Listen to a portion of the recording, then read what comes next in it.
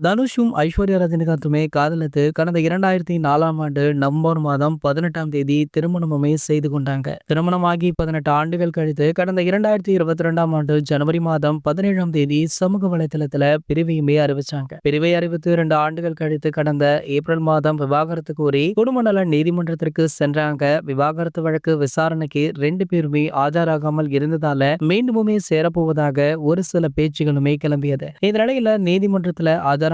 இதனடுத்து பாத்தீங்கன்னா தனுஷ், ஐஸ்வர்யா ரஜினிகாந்திற்கு விவாகரத்து வழங்கி நவம்பர் 27ஆம் தேதி தீர்ப்புமே அளிக்கப்பட்டது. இதனால மீண்டுமே தனுஷ், ஐஸ்வர்யா சேருவாங்க அப்படின்னு எதிர்பார்த்த ரசிகர்களுக்கு ஏமாற்றமே மிஞ்சியது. இந்த நிலையில பாத்தீங்கன்னா தற்போது தனுஷ் அவர்கள் பற்றிய பல அவதூறான செய்திகள் அடிக்கடி சமூக வலைதளங்கள்ல வைரல் ஆகிட்டு இருக்கு. சோ அண்மையில கூட தனுஷ், நயன்தாரா இடையே ஒரு மிகப்பெரிய மோதல் நடந்தது. இதுலயுமே தனுஷ் தரப்புல தான் ஒரு மிகப்பெரிய குற்றச்சாட்டு வைக்கப்பட்டது. சோ இந்த நிலையில பாத்தீங்கன்னா தனுஷ் பற்றி பல நடிகைகளுமே வாயை திறக்க ஆரம்பிச்சாங்க. ஆகையால தற்போது ரஜினிகாந்த் அவர்கள் பெருமூச்சு விடுறாராம். சோ எப்படியோ நம்மளுடைய மகளை காப்பாத்தி விட்டோம் அப்படின்ற மாதிரி அவர் யோசிச்சுட்டும் இருக்காராம். இதற்கு முன்னாடி பாத்தீங்கன்னா மீண்டும் இருவரும் சேர்ந்து வாழுங்க அப்படின்னு சொன்ன ரஜினிகாந்த் அவர்களே இந்த அளவிற்கு நினைக்க வச்சுட்டாரு நம்ம தனுஷ் அவர்கள். அது மட்டும் இல்லாம ஐஸ்வர்யா ரஜினிகாந்திற்கு 2வது திருமணம் செய்து வைப்பதற்கான ஏற்பாடுகளுமே ஒரு பக்கம் நடந்துட்டு இருக்கா. கூடிய விரைவிலேயே இதற்கான அறிவிப்புமே வெளியாக உள்ளதாக செய்திகளுமே கிடைச்சிருக்கு. இது போன்ற செய்திகளை பத்தி நீங்க உடனே தெரிஞ்சுக்க நம்மளுடைய சினிமா கொட்டா சேனலை